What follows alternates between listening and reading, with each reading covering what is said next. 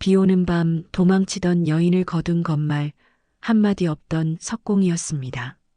사람들은 그를 아무것도 모르는 돌 깎는 사내라 불렀죠. 그런데 그가 쌓은 돌 하나가 마을의 운명 과군수의 죄를 함께 무너뜨립니다. 침묵 속에 숨겨진 진짜 정체, 오늘 밤 밝혀집니다. 안녕하세요. 은빛 이야기입니다. 이 이야기는 바쁜 세상 속에서 잠시 숨을 고르며 인생을 한 번쯤 돌아보게 하는 드라마 오디오북입니다. 오늘도 귀 기울여 주셔서 감사합니다. 이야기를 시작하기 전에 구독과 좋아요를 눌러주시면 영상 만드는데 큰 힘이 될 거예요. 그럼 오늘 이야기를 지금 바로 시작합니다. 안녕하세요. 저는 오늘 여러분께 조선시대에 있었던 참 특별한 인연 이야기 하나를 들려드리려고 합니다. 때는 선조 임금이 계시던 어느 해봄이었습니다. 한양 서촌 골목 깊숙한 곳에 설인이라는 여인이 살고 있었죠.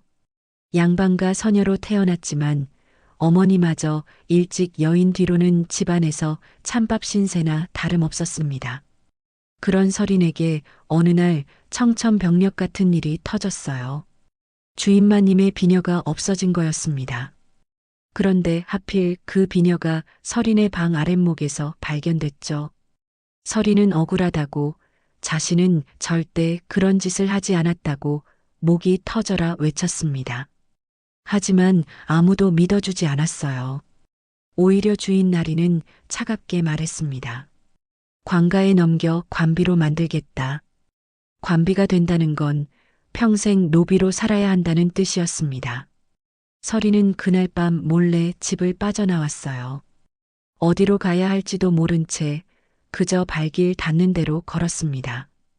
밤하늘에서는 빗방울이 떨어지기 시작했고 곧 폭우가 쏟아졌죠. 한양성 밖으로 더 멀리 사람의 발길이 닿지 않는 곳으로 설이는 걸었습니다. 옷은 흠뻑 젖었고 신발은 찢어져 맨발이나 다름없었어요. 다리에 힘이 풀려 주저앉았을 때 눈앞에 거대한 바위산이 보였습니다. 사람들이 패석산이라 부르는 돌을 캐다 버린 산이었죠. 설이는 그곳 바위 틈에 몸을 숨겼습니다. 비는 여전히 거세게 내렸고 추위가 뼛속까지 파고들었어요.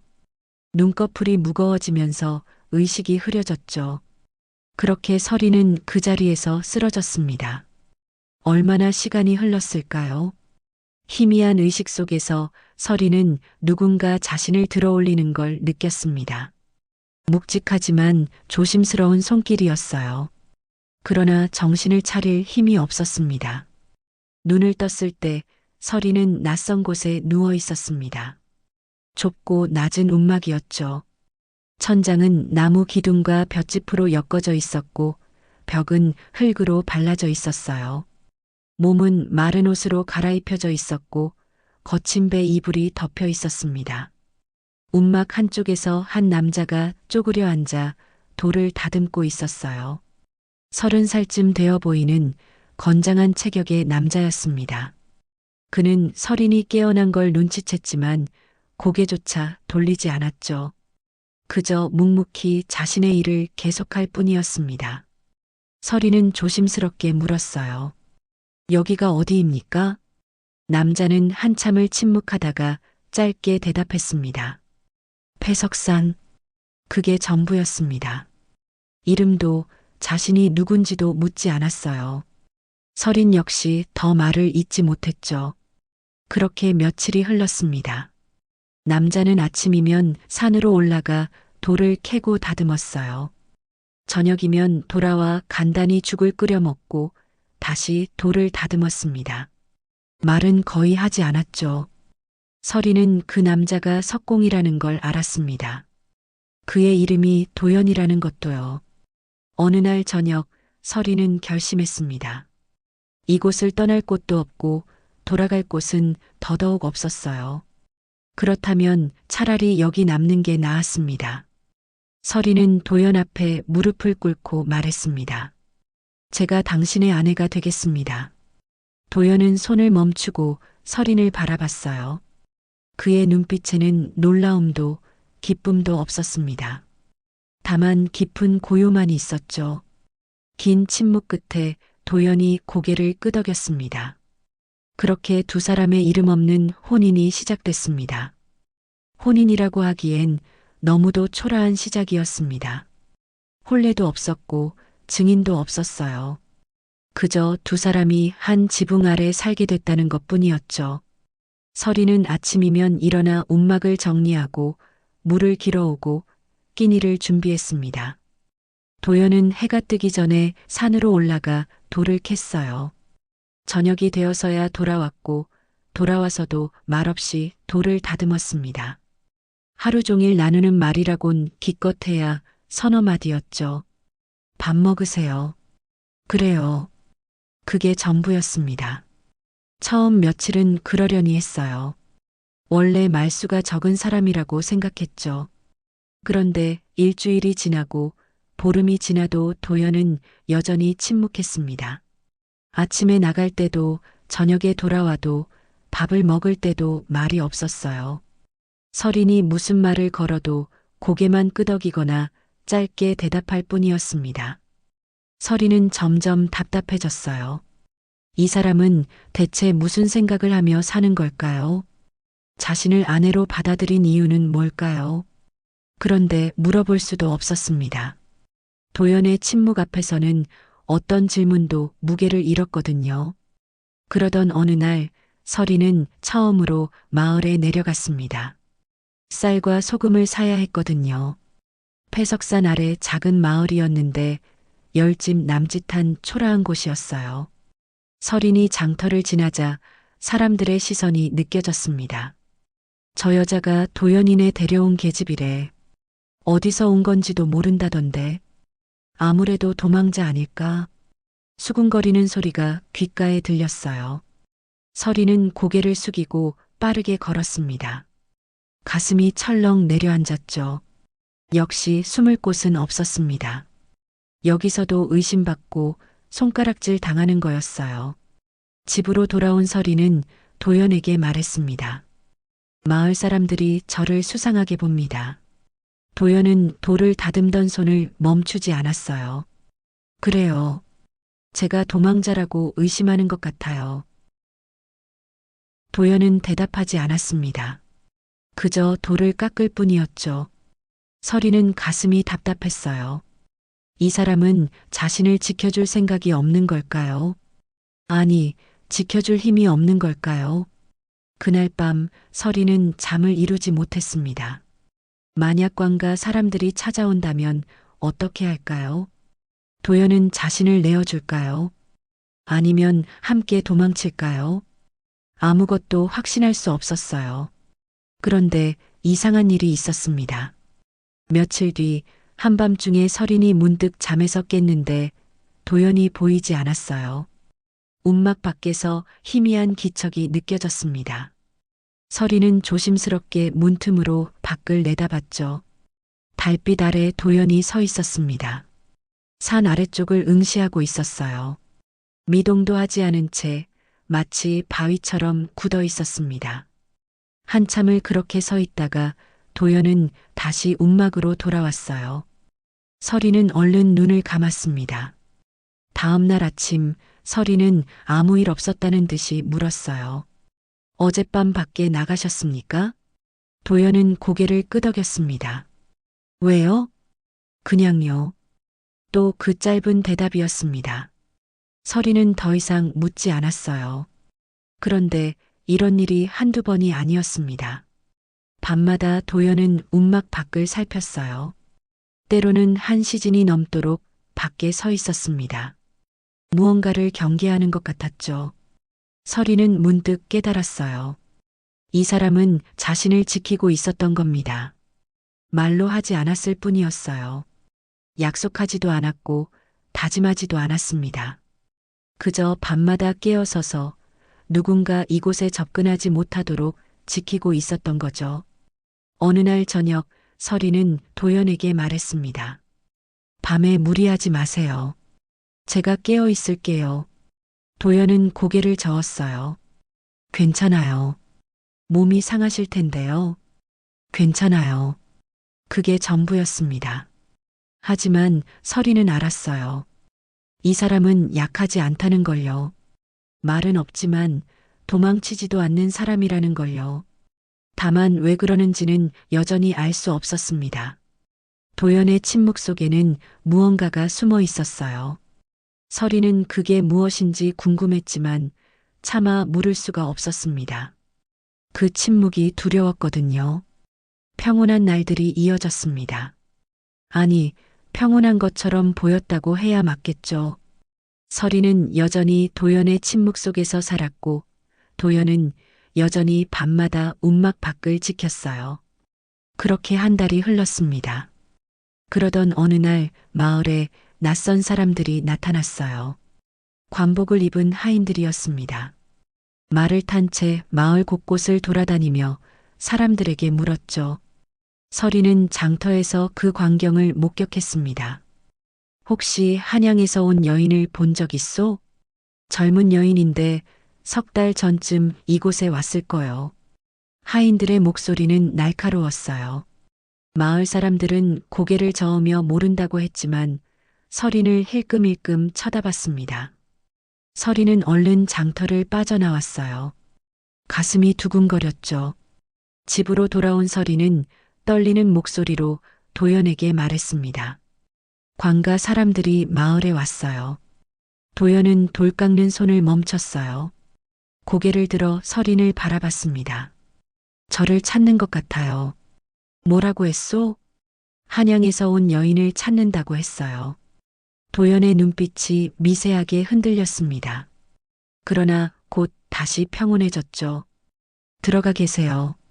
그게 전부였어요. 서리는 답답했지만 움막 안으로 들어갔습니다. 다음 날 마을에는 더 많은 소문이 돌았어요. 장터에 나간 서리는 사람들이 수군거리는 소리를 들었습니다. 군수나리가 직접 찾고 있다던데. 남윤겸 군수 말이지? 그래, 수의 당시 기록을 본 여인을 찾는다더군. 수의 기록이라니 무슨 일이 있었던 거야? 서린의 얼굴이 하얗게 질렸어요. 수의 기록이라는 말에 오래된 기억이 되살아났거든요. 3년 전 서린의 아버지는 한양 호조의 말단 설이었습니다. 수해가 났을 때 피해 마을의 곡식 분배를 기록하는 일을 맡았었죠. 그런데 아버지는 일을 마치고 돌아온 뒤 병을 얻어 세상을 떠났어요. 임종 직전 아버지는 서린에게 작은 장부 하나를 쥐어줬습니다. 이걸 잘 간수해라. 함부로 보여주지 말고. 그게 아버지의 마지막 말이었어요. 서린은 그 장부를 한 번도 펼쳐보지 않았습니다. 다만 옷 속 깊이 품고 다녔죠. 그러다 도망칠 때 황급히 챙겨 나왔던 거예요. 서리는 집으로 달려갔습니다. 움막 구석에 숨겨둔 보따리를 꺼냈어요. 그 안에 장부가 있었습니다. 누렇게 바랜 종이에 빽빽하게 적힌 글씨들이었죠. 마을 이름 곡식에 양 받은 사람들의 이름이 적혀 있었어요. 그런데 이상했습니다. 어떤 마을은 분배량이 지나치게 적었고 어떤 곳은 아예 기록이 빠져 있었어요. 서리는 그제야 깨달았습니다. 이 장부에는 부정이 적혀 있었던 거예요. 그때 도연이 들어왔습니다. 서린의 손에 든 장부를 보더니 멈춰 섰어요. 그게 뭐요? 아버지가 남기신 거예요. 수해 당시 곡식 분배 기록이에요. 도연이 다가왔습니다. 장부를 가만히 들여다보더니 조용히 물었어요. 호서 지역수의 장부입니까? 서리는 놀라 도연을 쳐다봤어요. 어떻게 아세요? 기록 방식이 그렇소. 마을 이름 앞에 표시된 기호를 보니 그렇소. 당신이 어떻게 이런 걸 알아요? 도연은 대답하지 않았습니다. 그저 장부를 다시 들여다볼 뿐이었죠. 서리는 가슴이 철렁 내려앉았어요. 당신은 석공이 아니죠? 대체 누구세요? 도연은 고개를 들어 서린을 바라봤습니다. 그의 눈빛에는 깊은 무언가가 담겨 있었어요. 후회인지 두려움인지 아니면 다른 감정인지 알 수 없었습니다. 저도 석공이요. 거짓말 마세요. 이런 장부를 아는 석공이 어디 있어요? 도연은 입을 다물었어요. 긴 침묵이 흘렀습니다. 서리는 목소리를 낮춰 물었죠. 당신도 도망자인 거죠? 도연이 천천히 고개를 끄덕였습니다. 서리는 온몸에 힘이 빠지는 걸 느꼈어요. 그러니까 이 사람도 자신처럼 숨어 사는 사람이었던 거예요. 그래서 신분도 묻지 않았고 사연도 캐묻지 않았던 거죠. 자신도 숨길 게 있으니까요. 그럼 우리 둘 다 위험한 거네요. 그렇소. 남윤겸이 이 장부를 찾고 있다면 그 안에 자기 이름도 있다는 뜻 아닙니까? 도연은 고개를 끄덕였어요. 아마도요. 서리는 장부를 꼭 쥐었습니다. 손이 떨렸죠. 이걸 어떻게 해야 할까요? 남윤겸에게 넘겨줘야 할까요? 아니면 숨겨야 할까요? 그런데 한 가지는 확실했습니다. 도연은 단순한 석공이 아니었어요. 이 사람의 침묵 속에는 더 큰 비밀이 숨어 있었습니다. 그리고 그 비밀이 이제 곧 드러날 것 같았어요. 사흘 뒤 남윤겸이 직접 마을에 나타났습니다. 말 위에 앉은 그의 모습은 위압적이었어요. 50줄의 나이였지만 몸은 건장했고 눈빛은 날카로웠습니다. 관복을 입은 하인들이 좌우로 늘어서 있었죠.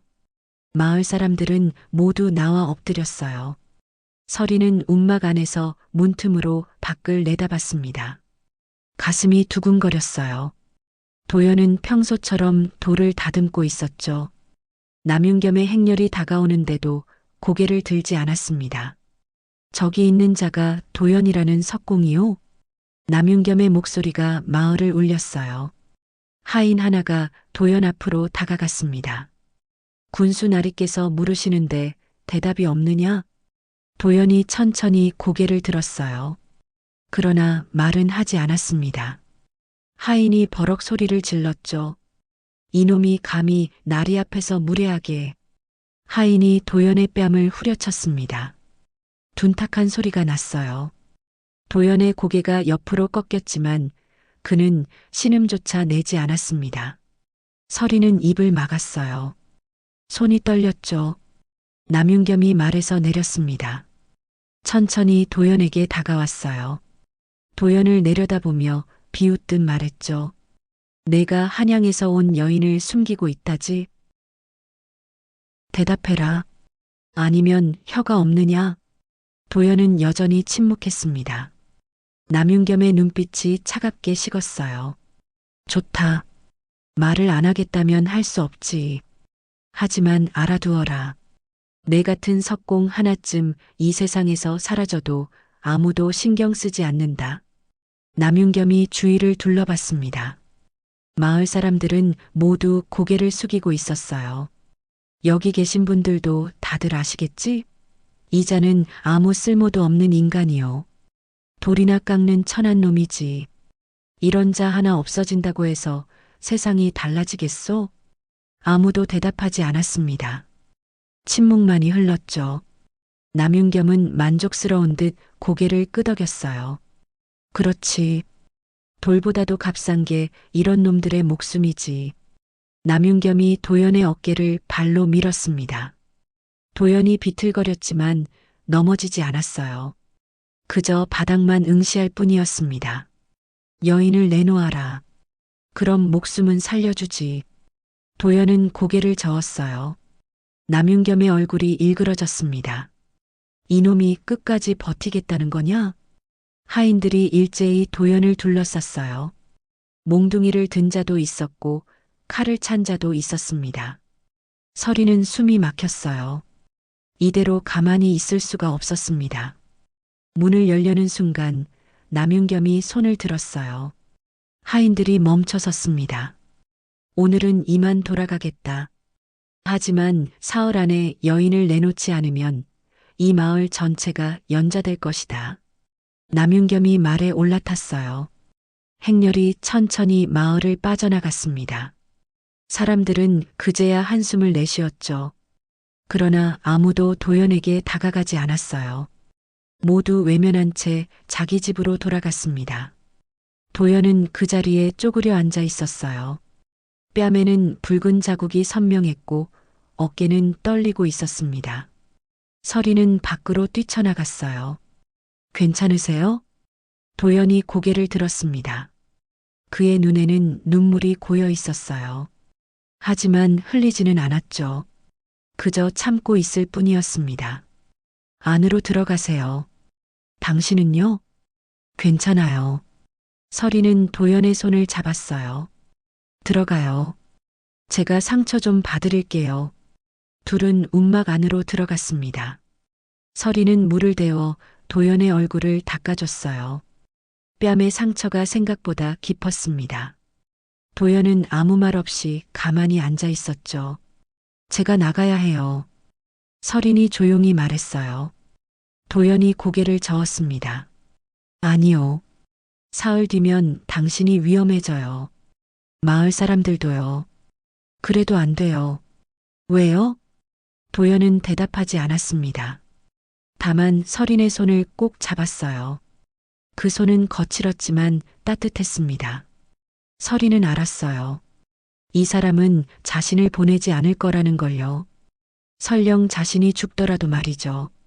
그날 밤 서린은 잠들지 못했습니다. 도망칠 기회는 있었어요. 도연이 잠든 사이 몰래 나가면 됐죠. 그럼 도연도 마을도 안전할 거예요. 하지만 서린은 일어나지 못했습니다. 옆에 누운 도연을 보고 있자니 발이 떨어지지 않았어요. 이 사람을 두고 떠나는 게 도망치는 것보다 더 두려웠거든요. 함께 남는 선택이 더 무서웠지만 그게 옳은 것 같았습니다. 서리는 천천히 눈을 감았어요. 사흘 뒤에는 무슨 일이 벌어질까요? 알 수 없었습니다. 다만 한 가지는 확실했어요. 이제 혼자가 아니라는 것이요. 사흘이 채 남지 않은 어느 밤 폭우가 쏟아졌습니다. 천둥 소리가 산을 뒤흔들었고 번개가 하늘을 갈랐어요. 서리는 움막 안에서 밖을 내다봤습니다. 빗줄기가 너무 거세서 한치 앞도 보이지 않았죠. 그때 도연이 갑자기 일어났어요. 밖으로 나가려는 거였습니다. 어디 가세요? 이 빗속에요? 하천을 봐야 해요. 왜요? 물이 넘칠 것 같아요. 도연은 삿갓을 쓰고 밖으로 나갔습니다. 서린도 따라 나섰어요. 비는 쏟아지고 있었고 바람은 온몸을 휘감았습니다. 산 아래로 내려가자 마을 옆 하천이 보였어요. 물이 불어나 있었습니다. 이미 둑 가까이까지 차올랐죠. 조금만 더 올라오면 마을이 잠길 거였어요. 도연은 주위를 살폈습니다. 그러더니 근처에 쌓여있던 돌들을 옮기기 시작했어요. 큰 돌을 들어 하천 한쪽에 놓았습니다. 그리고 또 다른 돌을 그 옆에 쌓았죠. 서리는 이해할 수 없었어요. 지금 뭐 하시는 거예요? 물길을 바꿔야 해요. 도연은 말없이 계속 돌을 쌓았습니다. 빗속에서 그의 움직임은 정확했어요.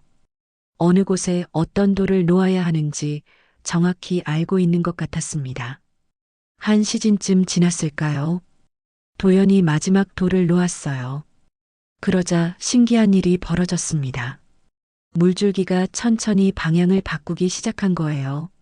마을 쪽으로 향하던 물이 반대편 계곡으로 흘러갔습니다. 서리는 입을 다물지 못했어요. 이건 단순히 돌을 쌓은 게 아니었습니다. 물의 흐름을 읽고 지형을 파악해서 정확한 위치에 정확한 무게의 돌을 놓은 거였어요. 이런 건 아무나 할 수 있는 일이 아니었죠. 당신 이거 어떻게 하는 거예요? 도연은 대답하지 않았습니다.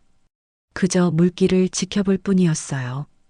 서리는 문득 옛 기억이 떠올랐습니다.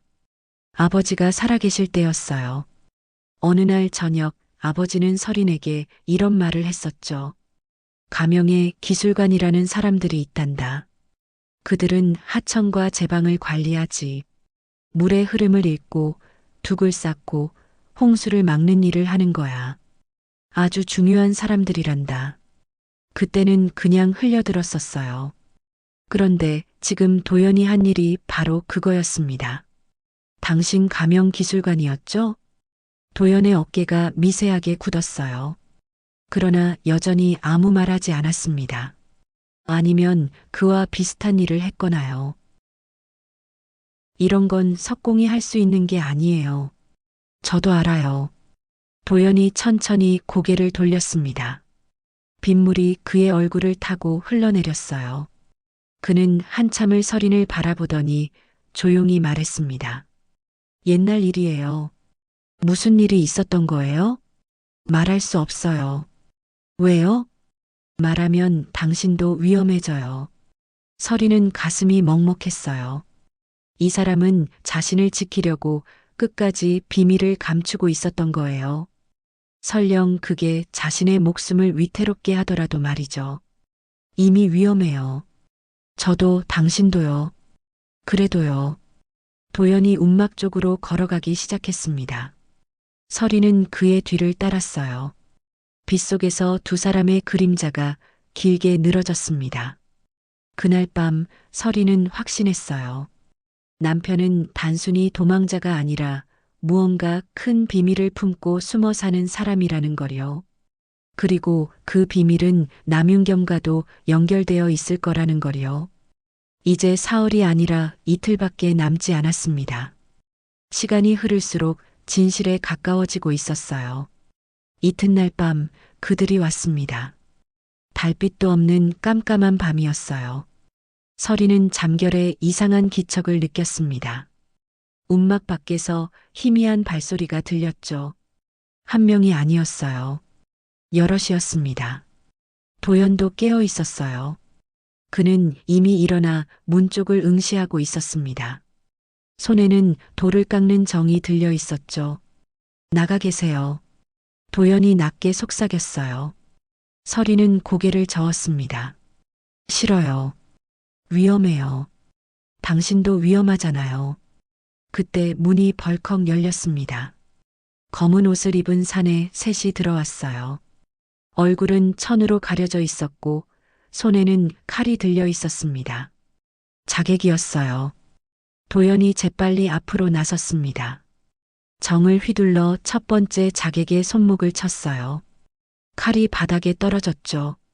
그러나 나머지 둘이 동시에 달려들었습니다. 도연은 몸을 낮춰 피했어요. 움직임이 빨랐습니다. 석공의 움직임이 아니었죠.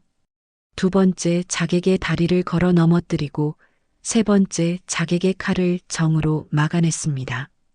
서리는 숨을 죽이고 지켜봤어요. 도연은 싸움을 알고 있었습니다. 아주 능숙하게요. 잠시 후 자객들은 도망쳤어요. 도연이 너무 강했거든요. 움막 안에는 다시 정적만이 흘렀습니다. 도연은 바닥에 주저앉았어요. 숨이 거칠었습니다. 서린이 다가가 물었죠. 대체 당신은 누구세요? 도연은 한참을 침묵하다가 천천히 입을 열었습니다. 3년 전 저는 충청 가명의 기술관이었어요. 서리는 숨을 멈췄어요. 수해가 났을 때 조정에서 구호곡식을 내려보냈죠. 그런데 군수 남윤겸이 그 곡식을 빼돌렸어요. 절반도 안 되는 양만 백성들에게 나눠주고 나머지는 자기가 가져갔죠. 그래서요? 저는 보고서에 사실대로 썼어요. 분배량이 부족하다고, 기록과 실제가 다르다고요. 그랬더니 남윤겸이 저를 역적으로 몰았어요. 도연의 목소리가 떨렸어요. 제가 곡식을 훔쳤다고 했어요. 증거도 만들어냈죠. 저는 도망칠 수밖에 없었어요. 그렇지 않으면 죽을 테니까요. 그래서 여기까지 온 거군요. 네. 그리고 배웠어요. 말이 많으면 죽는다는 걸요. 진실을 말하면 오히려 거짓말쟁이가 된다는 걸요. 도연이 서린을 바라봤습니다. 그의 눈에는 깊은 슬픔이 담겨 있었어요. 그래서 침묵했어요. 아무것도 묻지 않고 아무것도 말하지 않았죠. 그게 살아남는 방법이었으니까요. 서리는 가슴이 아팠어요. 이 사람은 무능해서 말이 없던 게 아니었습니다. 살기 위해 침묵을 선택한 거였어요. 돌은 말하지 않아도 제자리를 알아요. 도연이 조용히 말했습니다. 말없이도 제 역할을 하죠. 저도 그렇게 살고 싶었어요. 조용히, 눈에 띄지 않게 그저 살아남고 싶었던 거예요. 서리는 도연의 손을 잡았어요. 거친 손이었지만 따뜻했습니다. 이제 알았어요. 당신이 왜 그랬는지요. 미안해요. 말하지 못해서요. 아니에요. 이해해요. 서리는 품속에서 장부를 꺼냈습니다. 아버지가 남긴 그 수의 장부였죠. 이제 이걸 어떻게 해야 할까요? 도연이 장부를 바라봤어요. 오랜 침묵 끝에 그가 말했습니다. 써야 해요. 이제는요. 어떻게요? 모르겠어요. 하지만 더 이상 숨어만 있을 수는 없어요. 그게 당신을 위험하게 만드니까요. 서리는 고개를 끄덕였습니다. 이제 침묵의 시간은 끝났어요. 말해야 할 때가 온 거였습니다.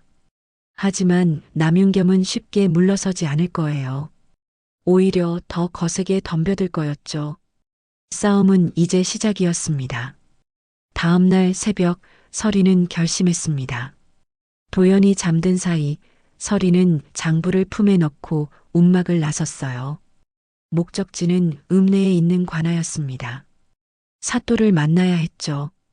길은 멀었어요.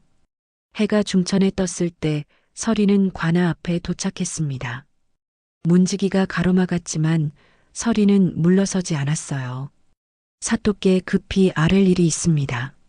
무슨 일인데 그러느냐? 군수의 부정을 고발하러 왔습니다. 문지기의 얼굴이 굳었어요. 잠시 후 서리는 안으로 들어갈 수 있었습니다.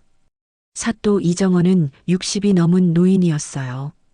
흰 수염이 길게 내려와 있었고 눈빛은 날카로웠습니다. 서리는 무릎을 꿇고 장부를 내밀었죠. 이것이 무엇이냐? 3년 전수의 당시 곡식 분배 기록입니다. 사또가 장부를 받아들었어요. 천천히 펼쳐 읽기 시작했습니다. 한참을 들여다보더니 고개를 들었죠. 이 기록이 사실이냐? 제 아버지가 직접 작성한 것입니다. 아버지는 호조의 설이었습니다. 그럼 군수 남윤겸이 곡식을 빼돌렸다는 말이냐? 그렇습니다. 사또의 얼굴이 심각해졌어요. 장부를 다시 들여다봤습니다.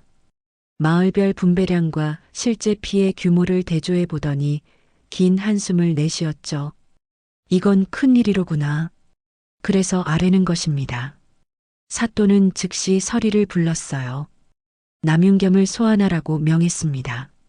그리고 서린에게 말했죠. 내가 한 일이 옳다. 하지만 위험할 것이니 관아에 머물러라. 서린은 고개를 숙였습니다. 사흘 뒤 남윤겸이 관아로 끌려왔어요. 그의 얼굴은 창백했고 눈빛은 흔들리고 있었습니다. 사또 앞에 무릎을 꿇었죠. 수의 당시 곡식을 빼돌린 것이 사실이냐? 아닙니다. 저는 그런 일을 하지 않았습니다. 그럼 이 장부는 거짓이란 말이냐? 사또가 장부를 내밀었어요. 남윤겸의 얼굴이 더욱 하얗게 질렸습니다. 이건 답하라. 내가 곡식을 훔쳤느냐? 남윤겸은 입을 다물었어요. 변명할 말이 없었던 거죠. 사또는 차갑게 말했습니다. 증거가 명백하다. 너는 백성의 생명을 담보로 사리사욕을 채웠다. 그 죄가 막중하니 파직하고 한양으로 압송하겠다. 남윤겸이 바닥에 엎드렸어요. 용서를 빌었지만 소용없었습니다. 그는 곧 결박당에 끌려갔죠. 서리는 그 광경을 지켜봤어요. 가슴이 후련했습니다. 드디어 진실이 밝혀진 거였죠. 나흘 뒤 사또는 서린과 도연을 불렀어요. 도연의 억울함도 함께 풀어준다고 했습니다. 도현, 내 결백이 증명됐다. 가명으로 돌아가거라. 다시 기술관으로 일할 수 있다. 그러나 도연은 고개를 저었어요. 감사하지만 사양하겠습니다. 왜냐? 내 재능이 아깝지 않으냐? 저는 이제 다른 삶을 살고 싶습니다. 사또는 의아한 표정을 지었어요. 도연이 조용히 말했습니다. 권력보다 중요한 게 있다는 걸 배웠습니다. 평범하게, 조용히 사랑하는 사람과 사는 것이요. 도연이 서린을 바라봤어요. 서린도 그를 바라봤습니다. 두 사람의 눈빛이 마주쳤죠. 사또는 잠시 침묵하다가 고개를 끄덕였어요. 그래, 그것도 좋은 선택이구나. 가거라. 평안히 살기를 바란다. 도연과 서린은 관아를 나왔습니다. 햇살이 따스했어요. 두 사람은 폐석산으로 돌아가는 길을 걸었습니다. 후회 안 해요? 서린이 물었어요. 도연은 고개를 저었습니다. 아니요. 이게 제가 원하던 삶이에요. 돌만 깎으면서요? 당신과 함께라면요. 서린은 미소 지었어요. 도연도 처음으로 희미하게 웃었습니다. 두 사람은 마을로 돌아왔어요. 사람들의 시선이 달라져 있었습니다. 이제는 수군거리지 않았죠. 오히려 고개를 숙여 인사했어요. 도연과 서린은 다시 움막으로 들어갔습니다. 좁고 낮은 공간이었지만 이제는 따뜻했어요. 두 사람의 보금자리였으니까요. 그날 저녁 도연은 다시 돌을 깎기 시작했습니다. 서린은 밥을 짓고 두 사람은 함께 저녁을 먹었어요. 말은 여전히 많지 않았습니다. 하지만 이제 그 침묵은 무겁지 않았어요. 도연이 조용히 말했습니다. 돌은 무너지지 않아요. 제자리를 지키죠. 우리도 그렇게 살면 되는 거죠? 그렇죠. 서린은 고개를 끄덕였어요. 이제 도망칠 필요도 숨을 필요도 없었습니다. 그저 이곳에서 이 사람과 평범하게 살면 되는 거였죠. 밖에서는 바람이 불었어요. 하지만 움막 안은 고요했습니다. 두 사람의 작은 세상이었죠. 그렇게 그들의 이야기는 끝이 났습니다. 아니, 새로운 시작이었는지도 모르죠. 그로부터 한 해가 지났습니다. 봄이 왔고, 여름이 지나고, 가을이 왔어요. 폐석산 아래 마을은 여전히 그 자리에 있었습니다. 수몰 계획은 취소됐거든요. 남윤겸이 사라지면서 그 계획도 함께 사라진 거였죠. 도연은 더 이상 돌만 깎지 않았어요. 마을 사람들이 그를 찾기 시작했거든요. 하천이 막히면 도연을 불렀고 제방이 약해지면 도연을 찾았습니다. 도연은 묵묵히 그 일들을 해냈어요. 말은 여전히 적었습니다. 하지만 이제 사람들은 그의 침묵을 이해했어요. 그가 말이 없는 건 무능해서가 아니라 말보다 행동이 확실하다는 걸 알았기 때문이라는 걸요. 서린도 바빠졌습니다. 마을 아이들이 그녀를 찾아왔거든요. 글을 배우고 싶다고, 산수를 배우고 싶다고 했죠. 서린은 움막 마당에 자리를 펴고 아이들을 가르쳤어요. 글을 알면 세상이 넓어진단다. 진짜요? 그럼 책을 읽을 수 있고 편지를 쓸 수 있으니까. 아이들의 눈이 반짝였어요. 서린은 미소 지으며 계속 가르쳤습니다. 어느 날 저녁 마을 이장이 도연을 찾아왔어요. 손에는 술 한 병을 들고 있었습니다. 도연 한잔하세. 무슨 일이십니까? 그냥 고맙다는 말하고 싶어서. 제가 뭘 했다고요? 이장은 술잔을 따르며 말했어요. 자네 덕분에 우리 마을이 살아남았네. 수해도 막고 물길도 지키고 말이야. 제가 할 일을 했을 뿐입니다. 아니야. 자네는 우리를 지켜줬어. 말없이 조용히 말이지. 도연은 술잔을 받았어요. 두 사람은 함께 술을 마셨습니다. 달빛 아래서 조용히요. 이장이 자리를 뜬 뒤 서린이 다가왔어요. 기분이 어때요? 뭐가요? 인정받는 기분이요. 도연은 잠시 생각하다가 말했습니다. 나쁘지 않네요. 그럼 됐어요. 설인이 도연의 손을 잡았어요. 두 사람은 하늘을 올려다봤습니다. 별이 쏟아질 듯 빛나고 있었죠. 우리 잘 살고 있는 거 맞죠? 설인이 물었어요. 도연이 고개를 끄덕였습니다. 그럼요. 아주 잘 살고 있어요. 그 말이 진심이었어요. 세월이 더 흘렀습니다. 마을 사람들은 도연을 물길직이라고 불렀어요. 공식적인 직함은 아니었지만 모두가 인정하는 이름이었죠. 도연은 그 이름을 받아들였습니다. 설인의 학당에는 아이들이 늘어났어요. 처음엔 5명이던 게 이제는 15명이 됐습니다. 아이들은 설인을 스승님이라고 불렀죠. 두 사람은 여전히 그 움막에서 살았어요. 좁고 낮았지만 이제는 충분히 넓었습니다. 사랑하는 사람과 함께니까요. 어느 날 한 노인이 설인에게 말했습니다. 참 신기한 일이야. 가장 말없던 사람이 가장 많은 생명을 지켰으니 말이지. 설인은 고개를 끄덕였어요. 그게 우리 남편이에요. 복 받을 거야. 자네 부부는 이미 받았어요. 서로를 만났으니까요. 노인은 웃으며 돌아갔습니다. 그날 밤 도연이 설인에게 물었어요. 후회하지 않소? 뭐려? 이렇게 사는 것 말이오. 설인은 고개를 저었습니다. 전혀요. 당신은요? 저도 마찬가지요. 두 사람은 마주보며 웃었어요. 조선에서 가장 강한 자는 누구였을까요? 가장 높은 관직에 오른 자도 아니고 가장 많은 재물을 가진 자도 아니었습니다.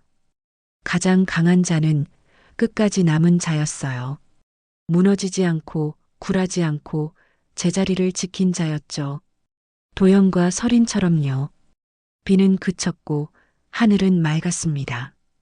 두 사람의 앞날에는 평온한 날들만이 기다리고 있었어요. 그렇게 그들의 이야기는 진짜로 끝이 났습니다. 여기까지 은빛 이야기였습니다. 오늘의 이야기가 마음의 작은 여운으로 남았기를 바랍니다. 다음 이야기에서도 조용히 진심으로 찾아뵙겠습니다. 고맙습니다.